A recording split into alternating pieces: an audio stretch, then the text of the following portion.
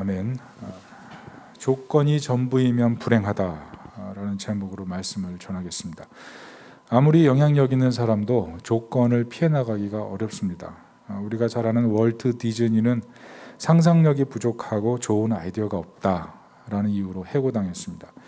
오프라 윈프리라는 세계적인 영향력을 끼친 인플루언서죠. 이분은 감정을 배제하지 못하기 때문에 좋은 기자가 될 수 없다, 이런 평가를 받았다는 거죠. 여러분, 세상의 특징은 조건이 맞지 않으면 안 되는 것이 세상입니다. 그래서 다 조건 쌓고 조건 만들죠. 근데 문제는 무엇입니까? 조건 따라가다 보면 불행해지는 겁니다. 조건 따라가다 보면 도리어 마음의 안식이 사라진다는 거죠. 이번에 대기업 임원 60대에서 다 명퇴시킨다 그러지 않습니까? 70대 임원들 다 승진한다고 하면 사실 60대가 창창한 나이고 아직도 힘이 왕성한 나이인데 어떻게 해야 되겠습니까? 요즘 그래서 가장들 꿈꾸는 게 인생 이모작 무엇을 할 것인가, 이 생각 다 하지 않습니까? 내게 몇 개의 카드가 남아있나, 항상 카드 헤아리는 거죠. 어떻게 하면 생존할 것인가, 모두 명퇴하고 나서 어떻게 하면 여생을 편안하게 보낼 것인가, 여기에 매몰되어 있는 것이 이 경쟁사의 모습이라는 겁니다. 너도 나도 할 것 없이 조건이 평안을 준다, 다 조건 찾는다는 것이죠. 그러나 과연 조건을 통해서 행복한 사람이 있을까요? 오늘 본문은 예수님의 제자 2명이 예수님 앞에 나올 때 문화적 조건과 사회적 지위를 통해서 안정을 찾기 위해서 질문하는 내용입니다. 예수님 뭐라 그러십니까? 예수님께서 인자는 머리 둘 곳이 없다. 그리고 또 하나 말씀하시죠. 너는 나를 따르라. 본문에서 우리는 진정한 제자의 조건에 대해 말씀하시는 예수님의 의도를 발견해야 되는 것입니다. 두 가지로 말씀드리면, 첫 번째는 진정한 제자는 희생이 있어야 된다는 것입니다. 오늘 18절을 보십시오. 예수께서 무리가 자기를 애워싸는 것을 보시고 건너편으로 가기를 명하시니라. 사람들이 예수님께 몰려들었어요. 애워쌌습니다. 그 이유는 뭐냐면 예수님의 능력을 봤기 때문에 그렇습니다. 예수님을 온전한 구세주로 바라본 것이 아니라 자신들의 삶의 가치를 변화시킬 수 있는, 로마 식민 지배를 끝낼 수 있는 그런 리더로 예수님을 믿었기 때문에, 추앙하려고 했기 때문에 이렇게 몰려들었다는 것입니다. 그래서 예수님 하신 일이 건너편으로 이동하신 거예요. 시리아 쪽 데가볼리로 이동해 버리셨다는 겁니다. 사람들이 뭘 봤습니까? 나병 환자, 열병 환자, 귀신 들린 자, 병든 자 고치는 예수님 보고 세상을 뒤바꿀 사람이 왔다고 생각했던 거죠. 오늘 서기관도 다르지 않았다는 겁니다. 서기관도 오늘 19절 보십시오. 뭐라 그래요? 한 서기관이 나와 예수께 아뢰되 선생님이여 어디로 가시든지 저는 따르리이다. 서기관이 누구냐면 토라 전문가입니다. 성경에 해박한 사람이죠. 그런데 오늘 예수님 보면서 진정한 토라 전문가를 본 겁니다. 여러분, 오늘 여기 보면 서기관이 뭐라 그래요? 다른 사람들은 예수님을 보면서 퀴리오스, 주여라고 부르지만 오늘 이 서기관은 디아스칼레, 선생이여, 나보다 더 뛰어난 토라 전문가시군요. 제가 당신이랑 함께 있으면 당신을 통해서 아마 세상적인 추앙받는 또 다른 토라 전문가가 될 수 있을 것 같습니다. 이런 자신의 평판을 생각하며 예수님을 따르기를 원했다는 겁니다. 예수님께서 뭐라 그러세요? 오늘 20절 같이 한번 읽어볼까요? 시작. 예수께서 이르시되 여우도 굴이 있고 공중의 새도 거처가 있으되 인자는 머리 둘 곳이 없다 하시더라. 여기 여우는 정치 지도자를 말하는 것이고 공중의 새는 이방인을 말하는 것입니다. 예수님께서 자신을 따를 때 공중의 새도 거처가 있는데 자신에게는 쉴 곳이 없다. 제자가 무엇이냐? 이렇게 평안과 성공과 번영이 약속된 것이 아니라 희생과 포기와 핍박과 자신의 사랑하는 가족들과의 결별까지 각오하는 것이 제자의 자리다, 이렇게 얘기하셨다는 겁니다. 결국 그래서 어떻게 됐을까요? 서기관, 사회적 지위를 누구보다 중요하게 여기는 서기관이 과연 따랐을까요? 오늘 본문에서 우리는 서기관이 과연 예수님을 따를 수 있었을까를 생각해 봐야 된다는 것입니다. 여러분, 우리는 어떻습니까?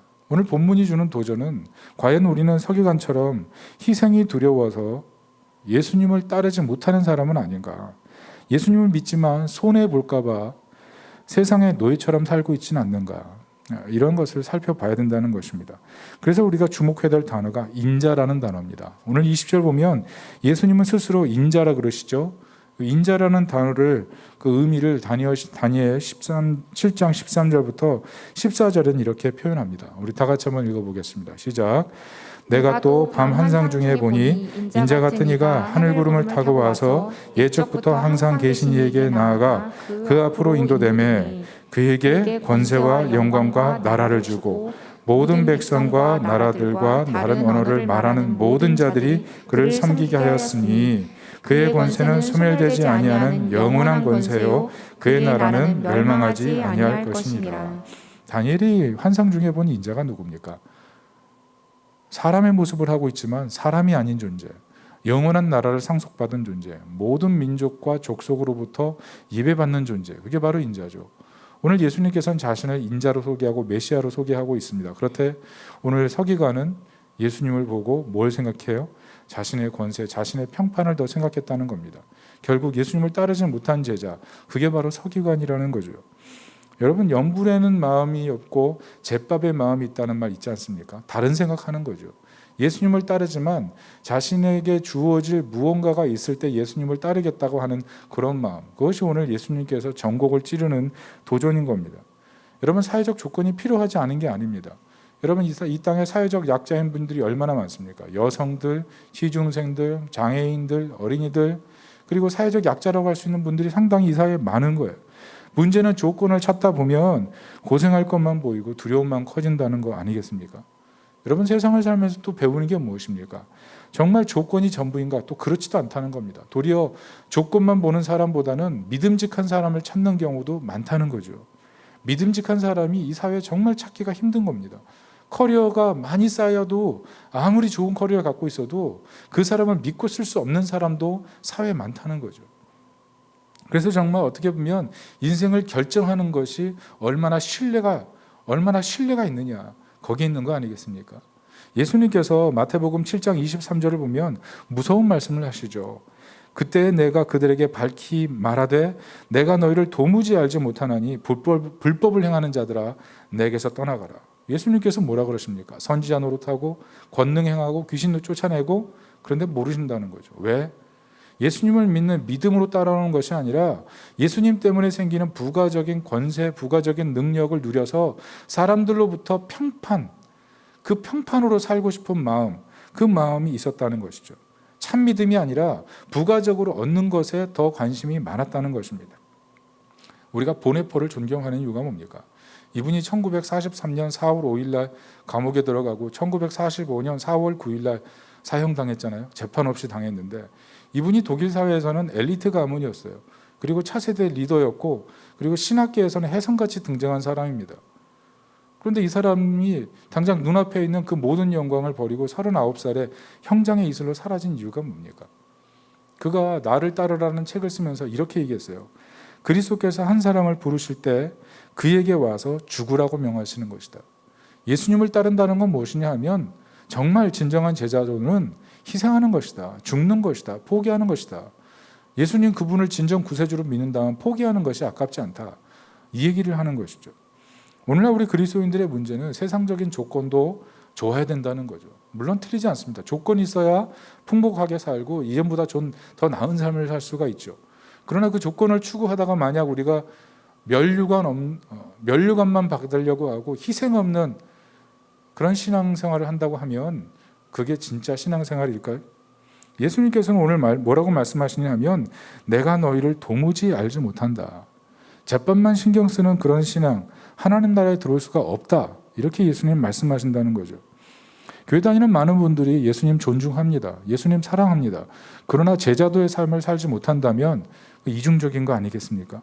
예수님 때문에 손해보고 예수님 때문에 핍박받고 예수님 때문에 어려움 당하는 것, 그것을 감당할 수 있는 것, 그게 진정한 믿음이라는 것이죠.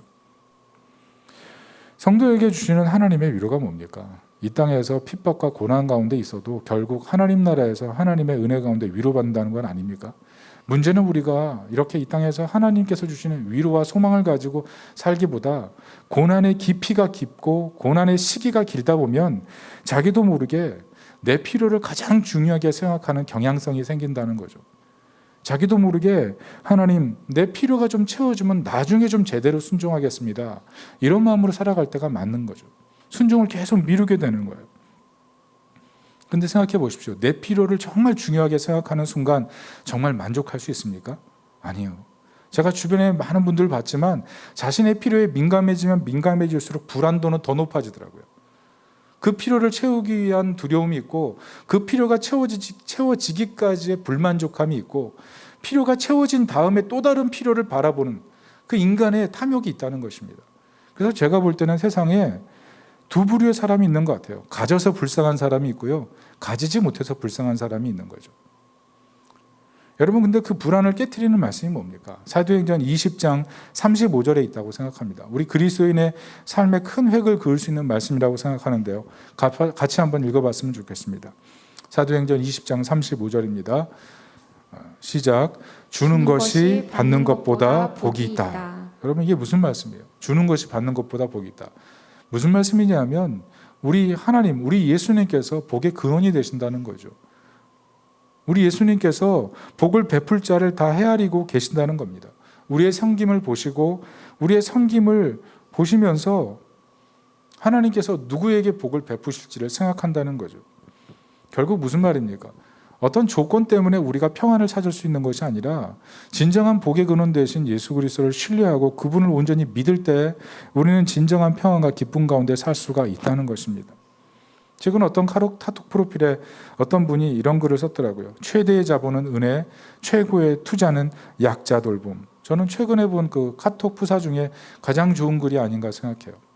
여러분, 우리가 믿음이 생기면 어떤 것을 의지하게 됩니까? 하나님의 은혜가 내 인생의 어떤 조건보다 더 놀랍다라는 거죠. 주님에 대한 신뢰가 생길 때 형언할 수 없는 은혜가 내 삶을 책임지기 때문에 불안함이 사라진다는 것 아닙니까? 토마스 아퀴나스가 은혜에 대해서 이렇게 정의를 했어요. 신자로 하여금 죄 용서부터 그리고 성화에 이르기까지 여정을 인도하고 마지막 심판날에 구원받기에 합당하도록 만들어준다. 그런데 이 은혜를 갖다가 영어로 뭐라고 썼냐면 formative power라고 썼습니다. 형성시키는 능력. 비록 연약해요. 지금 현재는 조건만 따져요. 그런데 하나님의 그 무한하신 은혜를 의지할 때 우리는 나도 모르게 폼이 형성된다는 거예요. 믿음의 사람으로, 은혜의 사람으로, 변화된 사람으로, 새로운 사람으로 정서가 새로워지고 인생이 새로워지고 삶의 목표가 달라지고 과거의 어둠을 끊고 새로운 인생을 출발할 수 있는 놀라운 능력, 그것이 바로 은혜의 능력이라는 것입니다. 하나님에 대한 신뢰가 생길 때 우린 놀라운 은혜 속에 들어가고 조건을 초월하여 사는 그런 은혜의 사람이 될 수 있다는 거죠.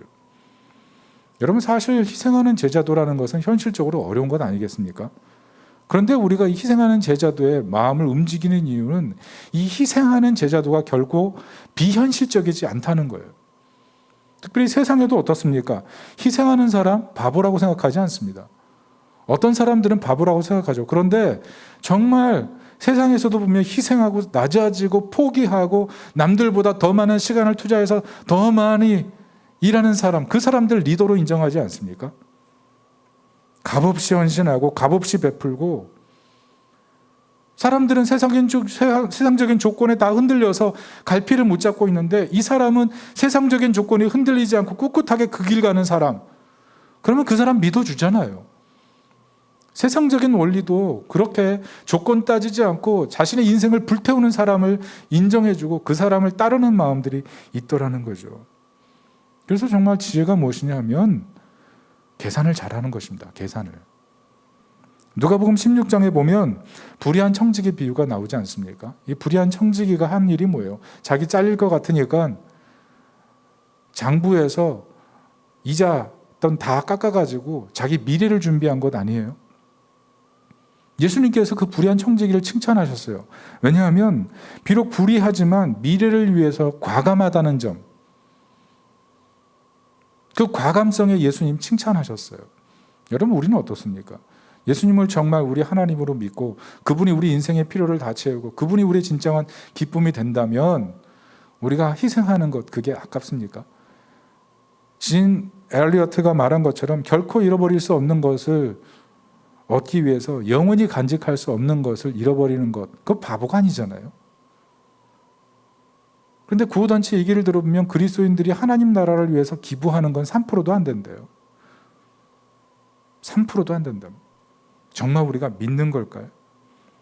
마태복음 19장 29절에 예수님께서 이런 말씀하셨습니다. 또 내 이름을 위하여 집이나 형제나 자매나 부모나 자식이나 전토를 벌인 자마다 여러 배를 받고 또 영생을 상속하리라. 여러분, 우리가 하나님 나라를 믿는 이유는요, 하나님 나라가 실제하기 때문만 아니라 그 하나님 나라를 실제하다고 믿기 때문에 이 땅의 삶에서도 잘 살 수 있기 때문에 그렇습니다. 그냥 뭐 인생이 풍요해지고 부유해지고 다른 사람보다 더 나아지고 이 얘기를 하는 것이 아니라 하나님 나라를 정말 믿는 사람은 이 땅을 하나님 나라로 살 수가 있어요. 그 조건에 휘둘리지 않고 하나님 나라의 그 영광을 만끽하며 살아갈 수 있는 것, 이게 바로 믿음의 능력이고 은혜의 능력인 것입니다. 그래서 만족할 수 있게 되는 거예요. 감사할 수 있게 되는 거예요. 여러분, 우리가 믿는 주인이 세상의 주인이심을 신뢰할 수 있기를 축복합니다. 누가복음 22장 35절에 보면 예수님께서 제자들을 파송하시고 나서 나중에 물으셨어요. 이렇게 물으셨죠. 같이 읽어볼까요? 그들에게 이르시되 내가 너희를 전대나 배낭과 신발도 없이 보내었을 때 부족한 것이 있더냐. 제자들이 뭐라 그래요? 없었나이다. 부족한 것이 없었나이다. 여러분, 우리가 정말 예수 그리스도를 진실로 믿고 하나님의 왕되심을 믿고 신뢰하며 인생을 살 때, 언젠가 황혼 때, 인생에 저물 때, 그때 우리가 이 고백을 할 수 있을지도 모릅니다. 모든 것에 부족함이 없었습니다. 그러나 만약 이 땅을 살면서 우리가 계속 부족한 것만 보면서 조건만 찾고 조건만 찾는다면 돌고 돌 수밖에 없을지도 몰라요. 여러분, 조건 없이 주님을 따르는 그런 믿음, 그것을 오늘 예수님께서 요구하시는 거예요. 로마서 8장 17절에 그와 함께 영광을 받기 위하여 고난도 함께 받아야 할 것이니라. 희생이 최고의 투자라는 얘기 아니겠습니까? 내 영광을 위해서 그리스도를 따르는 것이 아니라 그리스도를 믿고 그분의 은혜가 모든 은혜보다 더 뛰어난, 모든 조건보다 더 뛰어난 능력이라는 사실을 믿기 때문에 희생을 두려워하지 않는 그런 믿음 속에 살 수 있기를 예수님의 이름으로 축복합니다. 두 번째는 진정한 제자는 복음 증거가 가장 중요한 우선순위가 되어야 된다는 겁니다. 오늘 21절, 22절을 한번 보겠습니다. 우리 다 같이 읽어볼까요? 시작. 제자 중에 또 한 사람이 이르되 주여 내가 먼저 가서 내 아버지를 장사하게 허락하옵소서. 예수께서 이르시되 죽은 자들이 그들의 죽은 자들을 장사하게 하고 너는 나를 따르라 하시니라. 여러분, 여기 주목할 문장이 무엇이냐면 죽은 자들로 하여금 죽은 자를 장사하게 하라, 이 내용입니다. 1세기 당시의 유대 사회는 부모를 존중하는 것, 그것이 굉장한 하나님 말씀을 순종하는 것이고 사회적 명예와 같았습니다. 부모의 장례에 참여하지 않는 것, 그것은 명예를 잃어버린 자, 사회적으로 아주 매몰찬 대우를 각오하고 사회적인 왕따가 되기를 자처하는 행동이죠. 그런데 예수님께서 오늘 뭐라 그러셨냐면 10계명의 5계명인 부모 공경에 대해서 예수님 저지하는 말씀을 하시는 거예요. 나를 따르라. 굉장히 충격적인 도전의 말씀이요. 왜 그러셨을까요? 두 가지 이유가 있습니다. 먼저는 육신적인 죽음보다 영혼 살리는 일의 우선성, 이 시급함을 얘기하는 거죠. 내셔널 지오그래피에서 최근에 그 소돔과 고모라 땅이 왜 멸망했는지 그 탐사하는 내용을 잠깐 봤는데요. 소돔과 고모라 땅의 그 지질 자체가 그 땅 밑에 뭐가 있냐면 석유와 가스와 타르, 아스팔트 만드는 그 타르 원료가 있답니다. 지진이 생기면서 그게 올라오는 거예요. 근데 문제는 뭐냐면 지진이 발생할 때 전기도 발생한답니다. 그래서 전기와 이 가연성 물질들이 같이 스파크가 생기면서 대화재가 발생했다는 거죠. 그래서 소돔과 고모라는 대화재 속에 지진과 함께 대화재가 일어나 버린 겁니다. 그러니까 사람들이 피할 틈이 없었던 거죠. 무엇보다 하늘에서 뭐가 떨어졌어요? 유황비가 떨어졌죠. 지금도 그 사해 땅, 그 소돔과 고모라 땅에 가보면 그 땅에 박혀있는 유황석들을 발견할 수가 있어요. 그 학자가 캐가지고 직접 눈앞에서 불로 태우는데 순식간에 불이 붙어버립니다. 유황의 그 쾌한 냄새, 그것을 오래 맡으면 굉장히 몸에 위험하다고 하더라고요. 그리고 불 붙여놓고 그냥 피하는 그런 모습을 봤습니다. 소돔과 고모라에 하나님이 재앙 내리실 때 그것은 거의 반지옥과 똑같은 그런 현장이 돼버린 거죠. 삽시간에 하늘에서 유황비가 떨어지고 땅에서는 지진으로 엄청난 대재난이 일어나는 상황. 여러분, 만약 그것이 우리 이웃 도시라면 우리가 그것을 알고 있다면 어떻게 되겠습니까? 기도하고 그들에게 나가서 복음 전하는 시급성, 이거 해야 되지 않겠습니까?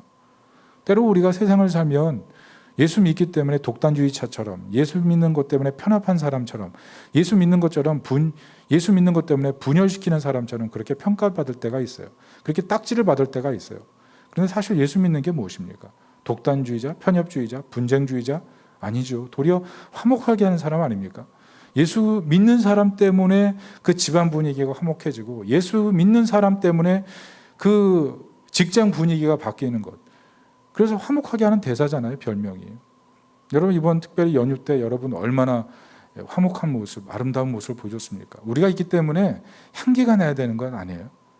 여러분, 항상 우리는 내가 화목하게 하는 대사다, 이런 마음을 가지고 얼굴도 관리하고 마음도 잘 관리할 수 있기를 예수님의 이름으로 축복합니다. 문제는 우리가 복음을 증거할 때 바울이 말한 것처럼 내가 복음을 전하지 않으면 내게 화가 있을 것입니다. 이런 절박감을 가지고 복음을 증거하는 데에는 타협이 없어야 된다는 거죠. 우리가 정말 이것을 지혜롭게 해야 됩니다. 특별히 오늘 사회는 사람들과 사람들이 서로 너무 관계가 멀어져 있잖아요. 이 코로나 상황에서 전도하는 게 쉽지 않지 않습니까? 그러나 그럼에도 불구하고 복음이 필요한 사람들에게 복음을 전하는 그런 지혜가 있기를 바랍니다. 두 번째, 예수님께서 장례를 치르지 말라고 하신 이유는 사회적 조건, 문화적 조건에 흔들리지 말라는 거예요. 22절 잘 보시면 죽은 자들로 하여금 그들의 죽은 자들을 장사하게 하라. 이 말씀 들으면 예수님 정말 너무하신다, 이런 생각 들 수가 있습니다. 그런데 문맥을 잘 살펴보고 헬라 원어를 들여다보면 여기 이 죽은 사람은 지금 임종을 앞둔 부모님이 아니라 이미 육체적으로 죽은 분의 매장을 얘기하는 겁니다. 다시 말해서 1차 임종을 앞둔 장례, 임종 후의 장례를, 1차 장례를 말하는 것이 아니고 죽은 사람의 뼈를 모아서 같이 조상의 뼈와 같이 묻는 2차 장례를 말하는 거죠. 여러분, 1세기 전에 고대 근동에서는 조상의 뼈와 부모의 뼈를 묻는 그런 일들이 비일비재했습니다. 그것을 영광으로 생각했어요. 그렇게 하는 것을 자녀의 기쁨으로 생각했습니다. 특별히 유대 사회에서는 나시린들은 부모의 장례에도 시신을 만지지 못하게끔 되어 있었습니다. 그런데 유대 사회 당시 1세기 때는 랍비들이 이 문맥을 바꿔서 나시린도 매장에 참여하도록 만들어버렸습니다. 다시 말해서 부모 공경을 최고의 사회적 가치, 사회적 문화적 조건, 존경과 명예를 얻을 수 있는 수단으로 만들어 놓은 거예요. 그런데 예수님께서 오늘 뭐라고 말씀하시냐 하면 그런 문화적 조건, 사회적 지위, 그것과 상관없이 제자가 되려면 나를 따르라, 이 얘기를 하신다는 거죠. 여러분, 본문이 말씀하는 게 무엇이냐면 예수님이 너무 가혹하다, 이 얘기를 우리가 발견하는 게 아니고, 여기 나오는 사람은 예수님을 따르려고 하기보다는 가족의 의무를 핑계 삼아서 주님을 따르는 것을 뒤로 미루고 시간을 벌려고 했다는 것이 핵심이에요. 뻔히 아는 순종임에도 불구하고 그 순종을 사회적 지위, 문화적 조건을 핑계 삼아서 순종을 유보하려고 하는 것, 이게 바로 이 제자의 문제였다는 것입니다. 예수님은 그것을 분명히 지금 지적하고 있다는 거죠. 유정옥 사모님이 쓰신 그 말하지 않아도 들리는 소리라는 책이 있는데요, 거기 자신의 그 아들 얘기가 나옵니다. 아들이 군대에 입대했는데요, 유격 훈련을 나갔는데 관물대에 놨던 트레이닝복이 없어진 거예요.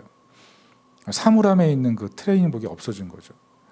여러분, 유격 훈련이라는 게 상당히 힘듭니다.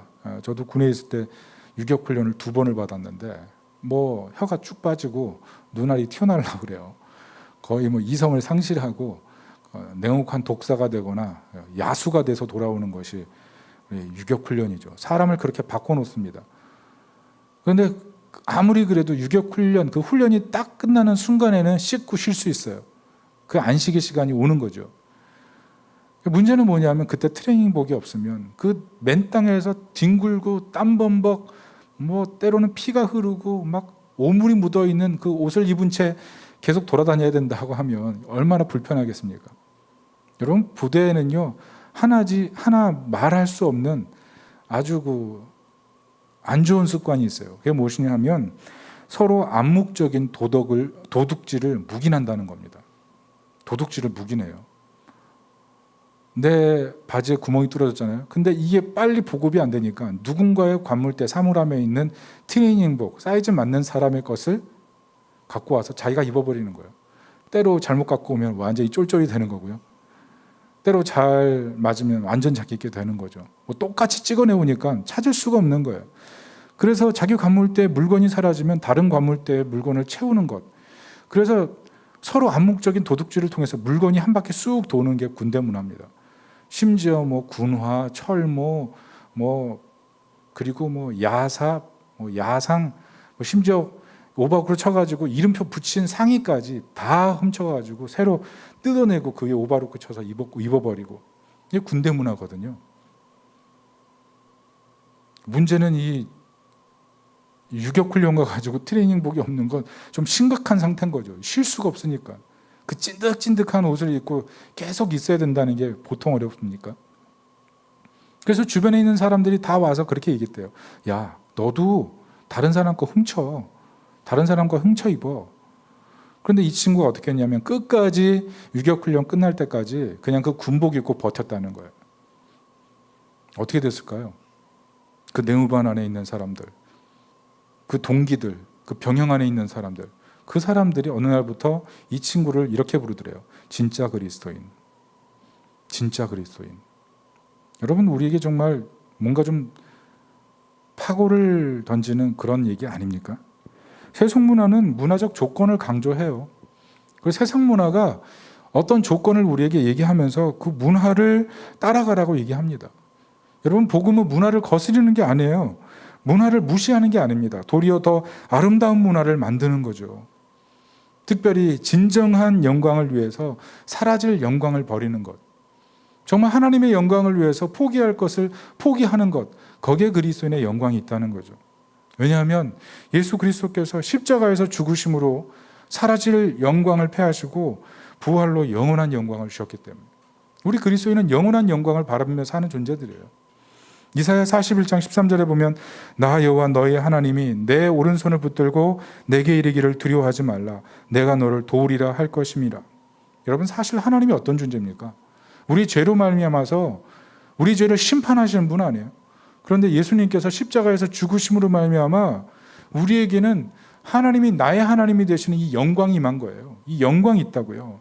그래서 그리스도의 그 장사 지낸 바 됨, 이것이 사실은 세상의 어떤 죽음보다 우리가 매번 생각하고 매번 섬겨야 될 최고의 예배가 되는 거예요.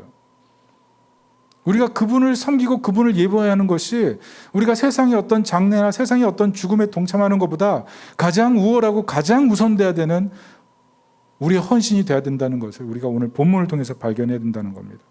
그런데 그 죽음의 특징이 뭐냐면 우리를 하여금 슬픔에 잠기게 하는 것이 아니라 도리어 기뻐하게 하고 즐거워하게 하고 희망에 솟게 만드는 놀라운 능력이 있다는 거예요. 그래서 성도는 문화적인 조건이 좀 부족해도 그리스도의 그 죽으심, 그리스도의 그 무덤에 묻히심을 바라보면 다시 하나님의 채우심과 이 돌보심의 은혜를 믿게 되고 다시 일어서는 거예요. 이게 바로 성도에게 임한 능력인 것입니다. 그래서 우리는 세상적인 조건이 아무리 불리해도 그것 때문에 소망을 잃지 않는 거예요. 그리스도의 죽으심으로 말미암아 하나님의 도우심이 우리에게 있기 때문에 조건에 따라서 흔들리지 않는 사람, 그게 바로 우리 예수 믿음의 능력인 거예요. 그래서 이 믿음을 가지고 살아가는 삶, 이게 바로 우리 그리스도인의 삶 아니겠습니까? 보스니아 여러분 내전 아시죠? 나치의 홀로코스트 600만 죽었는데 그 이후에 최초의 제노사이드, 인정청소가 보스니아 내전입니다. 보스니아 사람들이 20만 명이 사망하고 그리고 230만 명이 난민이 됐어요. 세르비아 사람들이 보스니아 사람들 1000명씩 창고에 집어넣고 다 폭탄 던져서 죽여버렸어요. 그리고 600명씩 들어가는 홀을 파놓고 거기에 그냥 매장을 해버렸습니다. 심지어는 어떤 학교 교실 50명밖에 들어가지 못하는 교실에 500명을 집어넣고 한여름에 질식사시켜버린 그런 잔혹한 일들, 그게 바로 보스니아 내전의 참상이에요. 그런데 이 참상의 사실을 알고 사라예보의 첼로 연주자였던 스마일로비치라는 사람이 일어섰습니다. 특별히 22일 동안 첼로 연주를 했는데요. 왜냐하면 민간인이 빵 사려고 서 있던 거기에 폭탄이 오발로 터진 거예요. 그래서 22명이 죽었는데 그것을 기념해서 22일 동안 보스니아 내전에서 흙구덩이가 있는 그 자리, 폭탄이 떨어졌던 그 자리만 찾아가서 거기서 공연을 열었어요. 첼로를 키면서 아름다운 저항을 한 거죠. 이 저항을 보고 음악 엔지니어였던 찰리 피콕이 이런 얘기를 했습니다. 여기 내가 알아낸 사실이 있다. 내가 그러려고 하든 아니든 내 삶은 이야기를 할 것이라는 사실이다. 내 삶이 들려줄 이야기는 이렇게 펼쳐질 것이다. 이것이 예수를 따르는 모습이고 그나 그녀의 관심사이고 그나 그녀가 믿고 신뢰하는 바이고 그나 그녀가 중요하게 생각하는 바이다. 내 삶은요, 다른 사람에게 얘기한다는 거예요. 알게 모르게 뭐가 중요한지, 뭘 관심사를 두고 있는지, 누구를 정말 믿고 있는지, 이것을 다른 사람들이 내 삶을 보면서 그 스토리를 읽어낸다는 겁니다. 저 사람이 정말 그리스도를 믿고 있고 저 사람 때문에 나도 그리스도를 믿어야 되겠다라는 생각을 하게 만드는 삶. 그게 바로 세상적인 조건에 매몰되지 않고 하나님이 조건을 초월하시는 분이라는 사실을 믿고 신뢰하는 것. 내가 주님의 소유가 됐기 때문에, 내 인생이 바뀌었기 때문에 내가 선택하는 그런 삶, 다른 삶을 보면서 사람들이 도전을 받는다는 겁니다. 그래서 복음은 뭐냐면 우리로 하여금 그리스도의 온전한 소유가 되게 만들고 그 소유 안에서 행복하고 기뻐하며 살아가게 만드는 거예요. 베드로전서 2장 9절에 베드로가 뭐라고 그럽니까? 같이 한번 읽어보겠습니다. 시작. 그러나 너희는 택하신 족속이요 왕같은 제사장들이요 거룩한 나라요 그의 소유가 된 백성이니 이는 너희를 어두운 데서 불러내어 그의 기이한 빛에 들어가게 하신 이의 아름다운 덕을 선포하게 하려 하심이라. 우리가 달라졌대요. 택하신 족속이요 거룩한 나라요 소유된 백성. 우리의 존재 자체가 달라졌다는 거예요. 우리가 하나님의 소유가 되었기 때문에 이제는 하나님이 내 안에 계시고 우리가 그리스도 안에 거하시고 하나님은 만물을 새롭게 하는 일에 우리를 참여시키셔서 하나님의 영광스러운 일을 하길 원하신다는 거예요. 작가가 되려고 하는 어떤 분에게 이런 얘기를 선배가 했다고 그러죠. 자신을 편집하지 말라. 편집하지 말라. 여러분, 우리가 인생을 살면서 하는 일이 뭡니까? 내가 어떤 조건을 가진 사람처럼 자꾸 편집하려고 그러죠. 근데 자꾸 편집하면서 생긴 게 뭐예요? 숨기는 게 많아져요. 여러분, 은혜가 뭐냐면 내 인생 자체를 변화시키는 놀라운 포머티브 파워예요. 그런데 우리는 자꾸 인생을 하나님께서 주신 이 놀라운 은혜를 그대로 흘려보내는 것이 아니고 내가 편집을 해서 내가 다른 사람에게 보여줄 만한 조건을 만든 다음에 그것을 가지고 사람들에게 알려주려고 얘기해요. 어떻게 된 것입니까? 우리는 정말 은혜로 살고 예수 그리스도가 참으로 우리의 왕되심으로 인해 기뻐하며 사는 사람입니까? 아니면 편집된 내 모습을 보여주면서 그것으로 기뻐하고 행복해하는 사람입니까? 뭔가 바뀐 것 같지 않습니까? 여러분, 복음이 무엇이냐면 세상은 조건이 구원인 것처럼 말하지만 불행을 벗어날 수 없다는 거예요. 그런데 하나님 안에서 내가 누구의 것인지가 분명해지면 조건을 넘어설 수 있다는 것입니다. 더 이상 편집할 필요가 없다는 거죠. 외모로, 소유로, 그 사람의 지위로, 그 사람의 집안으로 무엇인가를 편집해서 내가 괜찮은 사람인 것처럼 보일 필요가 없다는 거죠. 전도할 때도 무엇인가 편집해서 내가 이만한 사람이니까 당신도 예수 믿어야 돼, 이렇게 전도하는 것이 아니라 그냥 있는 그대로 예수 그리스도가 하나님의 아들이고 그분이 우리 죄를 위해 죽으셨고 그분을 믿을 때 우리가 죽음과 함께 장사되고 그분과 함께 일어선다는 사실을 전해주는 것, 그거면 다 아닙니까? 그런데 우리는 나도 모르게 편집해서 자꾸 뭔가를 얘기해 주려고 그러는 거죠. 어떤 결혼식을 치른 분이 주례 선생님한테 이렇게 말했대요. 선생님, 제가 결혼한 사실이 아직도 믿어지지 않습니다. 그랬더니 주례를 한 분이 꿀밤을 툭 치면서 이렇게 말했대요. 야, 그렇다면 결혼 증서를 봐. 넌 결혼한 거 맞아. 우린 살면서 느껴야지 믿으려고 그래요. 뭔가 체험해야지 믿으려고 그래요. 그런데 느낌만 중요한 게 아니잖아요. 결혼 증서가 있으면 결혼한 거 아니에요? 마찬가지입니다. 우리가 믿음을 가지는 근거는 이 보증서인 하나님의 말씀이 있기 때문에 그래요. 그러니까 하나님의 말씀이 우리에게 말씀하고 있기 때문에 그 말씀을 따라 우리가 살아가는 것입니다. 오늘 예수님 뭐라 그러십니까? 따라합시다. 나를 따르라. 나를 따르라. 예수님 오늘 말씀하세요. 이게 무슨 말이에요?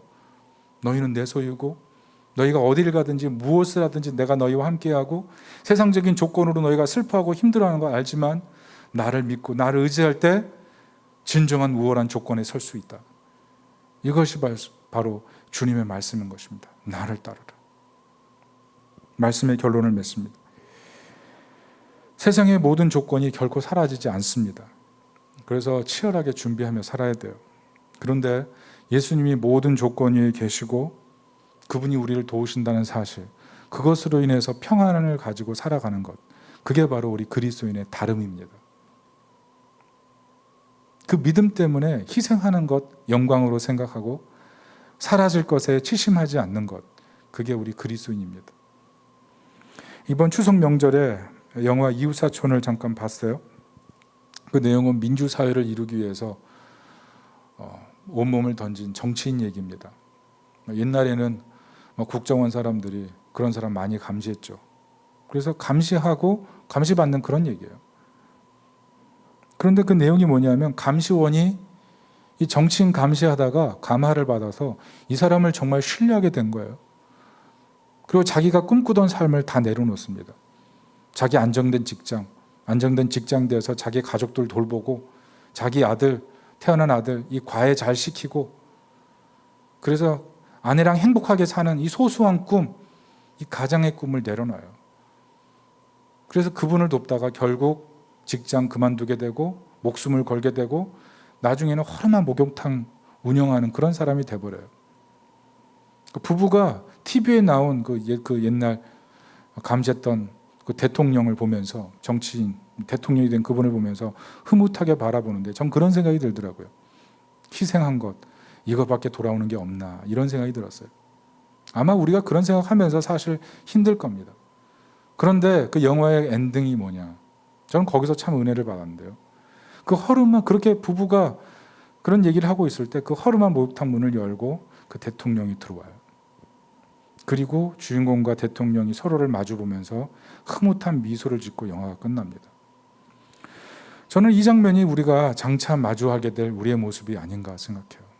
장차 우리가 주님을 마주하게 되는 날 이렇게 흐뭇한 미소를 짓고 그동안의 희생, 그동안의 노고, 그동안의 슬픔 위로하시는 주님, 그리고 위로받는 우리, 그 모습을 우리가 장차 마주하게 될 것이라는 거죠.